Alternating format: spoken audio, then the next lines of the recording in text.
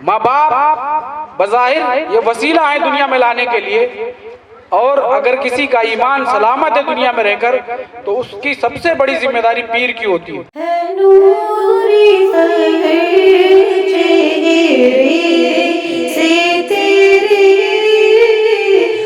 آپ دیکھ رہے ہیں مرکز TTS چینل۔ اہدنا الصراط المستقیم صراط الذین انعمت علیہم غیر المغضوب علیہم ولا الضالین۔ صدق اللہ مولانا العظیم وصدق رسولہ النبی الکریم ونحن علی ذلک لمن الشاہدین والشاکرین والحمد للہ رب العالمین۔ سبحان ایک مرتبہ جی لگا کر آقا نامدار مدینہ کے تاجدار ارواحنا فدا جناب آقا محمد مصطفیٰ صلی اللہ علیہ وسلم کی بارگاہ مقدس میں جھوم جھوم کر درود شریف کا نذرانہ پیش کریں۔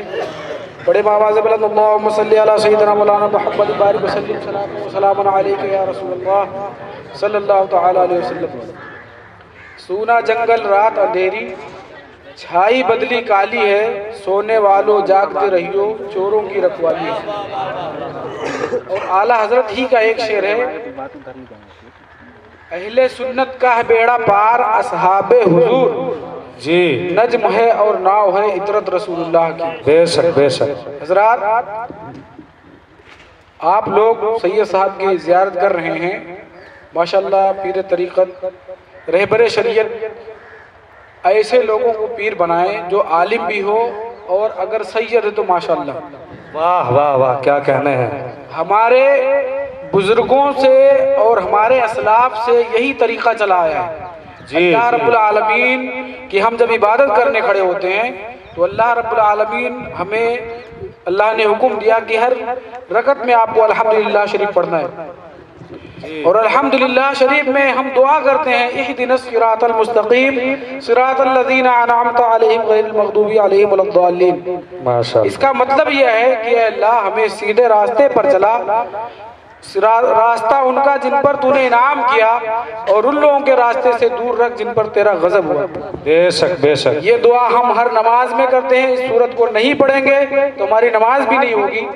لیکن کیا اس آیت کریمہ پر ہمارا عمل ہے یا نہیں؟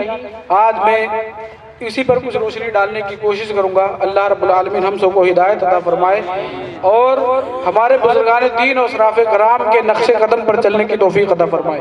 جی یہ دیکھیے جلسہ جو ہے جشن حضرت مجدد الف ثانی اور اصلاح معاشرہ کانفرنس 2، اس میں عنوان ہے۔ ایک پہ بولنے کے لیے بھی بہت زیادہ وقت چاہیے، لیکن دو موضوع ہیں، عنوان ہے، اس پر کیا بولا جائے، اس لیے اپنی موضوع کو بہت مختصر کرتے ہوئے، اپنی باتوں کو بہت مختصر کرتے ہوئے بہت نہایت ہی اہم ضروری باتیں میں آپ کو بتانا چاہتا ہوں، جن کے اندر ہم ملوث ہیں۔ ہم محنت و مشقت کرتے ہیں لیکن ہمیں ثواب کے بجائے گناہ ملتا ہے۔ ہم چاہتے ہیں کہ ہم سیدھے راستے پر چلیں، ان لوگوں کے راستے پر چلیں جن پر اللہ کا انعام ہوا، لیکن ہم غیروں کے راستے پر چلتے ہیں۔ بات بہت کھری ہے اور مجھے لفاظی بہت کم آتی ہے، اس لیے اگر میری بات کو آپ دھیان سے سنیں گے تو انشاءاللہ الرحمن اس مجلس سے کچھ لے کر جائیں گے۔ یہ ہماری کوئی اپنی بات نہیں، اللہ رب العالمین نے دعا سکھایا اہدنا الصراط المستقیم۔ اعلیٰ حضرت علیہ رحمۃ رضوان فرماتے ہیں کہ اہل سنت کا ہے بیڑا پار، اصحاب حضور نجم ہے اور ناؤ ہے عطرت رسول اللہ کی۔ اس شعر کو سمجھیے، میں سمجھانے کی کوشش کرتا ہوں کہ پہلے زمانے میں لوگ جب سفر کرتے تھے، حج کو جاتے تھے تو لوگ کشتیوں میں بیٹھ کر جاتے تھے۔ آج لوگ جہاز پر جاتے ہیں، لیکن اس زمانے میں لوگ کشتیوں پر بیٹھ کے جاتے تھے۔ اس وقت کوئی قطب نما نہیں ہوتا تھا جس سے ہمیں ڈائریکشن کا پتہ چلا لیں کہ ہم قبلہ کی طرف جا رہے ہیں یا ادھر جا رہے ہیں ادھر جا رہے ہیں۔ کوئی ہمارے پاس قطب نما نہیں ہوتا تھا اس ٹائم پہ۔ اعلیٰ حضرت علیہ رحمۃ رضوان اس کشتی سے اس امت کو مثال دے رہے ہیں کہ اہل سنت کا ہے بیڑا پار، اصحاب حضور نجم ہے اور ناؤ ہے عطرت رسول اللہ کی۔ اس دنیا میں ہر انسان، ہر مذہب والے یہ دعویٰ کر رہے ہیں کہ ہم کامیاب ہیں، ہم جنت میں جائیں گے، لیکن غلط۔ ہمارے سب کے آقا جناب آقا محمد مصطفیٰ صلی اللہ علیہ وسلم فرماتے ہیں کہ ستفترق امتی بضع وسبعین ملہ، کہ ہماری امت، یہ امت 73 فرقوں میں بٹ جائے گی، جنتی صرف ایک فرقہ ہوگا۔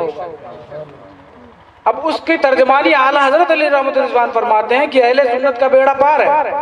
کیوں؟ اس لیے کہ اہل سنت والجماعت کی جو تعریف کی گئی اس کی اعلیٰ حضرت علیہ رحمۃ رضوان نے دو نشانیاں، دو قطب نما بتائے۔ جب آدمی سفر کرتا ہے تو اس کے لیے کوئی رہنما ہونا چاہیے۔ اعلیٰ حضرت فرماتے ہیں کہ ہمارے پاس دو رہنما ہیں، ایک تو اطرت رسول صلی اللہ علیہ وسلم جی اور صحابہ کرام کا نقش قدم۔ دو چیزوں پر اگر ہم نے عمل کر لیا تو ہمارا بیڑا پار ہے۔ سب سے پہلا کام کیا ہے؟ صحابہ کرام کے نقش قدم پر چلنا ہے، اور ان لوگوں کے نقش قدم پر چلنا ہے جو صحابہ کرام کے راستے پر ہے۔ اور دوسرا آل رسول کی عزت کرنی ہے، آل رسول کو اپنا رہنما ماننا ہے۔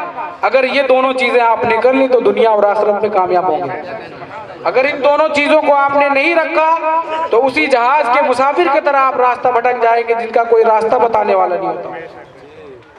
آپ کو میں بتاؤں کہ صحابہ کرام کے بارے میں اللہ کے رسول صلی اللہ علیہ وسلم نے فرمایا اصحابی کلہم عدول بأیہم اقتدیتم اہتدیتم، ہمارے تمام صحابہ عادل ہیں، ان میں سے اگر کسی ایک کی بھی اقتدا کر لی تو تم کامیاب ہو جاؤ گے۔ واہ واہ واہ، سبحان اللہ سبحان اور دوسری بات اطرت رسول صلی اللہ علیہ وسلم، سادات کرام کی عزت کرنی ہے اور ان کے نقش قدم پر چلنا ہے۔ اگر دو چیزوں کو آپ نے مضبوطی سے پکڑ لیا تو آپ کا بیڑا پار ہے۔ لیکن ہمیں یہ دیکھنا ہے کہ ہمارے اسلاف کا نقش قدم کیا ہے اور ہمارے اسلاف نے کس طریقے کو اپنایا اور ہمارے سادات کرام پیران عظام ہمارا کس راستے کو دکھا رہے ہیں، ہم کس راستے پر چل رہے ہیں۔ اس کی میں دو تین مثالیں دیتا ہوں۔ دیکھیے، انسان دنیا میں آیا ہے تو ماں باپ کے ذریعے آیا ہے۔ ماں باپ بظاہر یہ وسیلہ ہیں دنیا میں لانے کے لیے، اور اگر کسی کا ایمان سلامت ہے دنیا میں رہ کر تو اس کی سب سے بڑی ذمہ داری پیر کی ہوتی ہے۔ اگر ماں باپ صحیح نہیں تو بچہ کے بگڑنے کا خطرہ زیادہ ہے، اگر پیر صحیح نہیں تو ایمان جانے کا خطرہ ہے۔ دو چیزیں بہت ضروری ہیں، ماں باپ بھی اچھے ہوں اور پیر بھی صحیح ہو۔ اب میں یہ تو بتا نہیں سکتا کہ فلاں پیر کیسا ہے فلاں پیر کیسا ہے، لیکن میں آپ کو شیخ عبدالحق محدث دہلوی علیہ رحمۃ الرضوان کے زمانے کا بلکہ انہی کا ایک واقعہ پیش کرتا ہوں جو علامہ شمس الدین علیہ رحمۃ الرضوان نے بیان فرمایا۔ شیخ عبدالحق محدث دہلوی علیہ رحمۃ الرضوان کے زمانے میں ایک پیر صاحب کے یہاں بھیڑ لگتی تھی اور لوگ وہ پیر کے پاس جاتے اور پیر لوگوں کو اپنی ارادت میں داخل کرتا، مرید بناتا اور لوگوں کو جھوٹی تسلیاں دیتا۔ شیخ عبدالحق محدث دہلوی علیہ رحمۃ الرضوان کا طرز عمل تھا، طرز زندگی تھی کہ آپ ہر ولی سے ملاقات کرتے، جس کو جان جاتے کہ یہ اللہ کا ولی ہے، نیک بندہ ہے، اس کے پاس آپ جاتے۔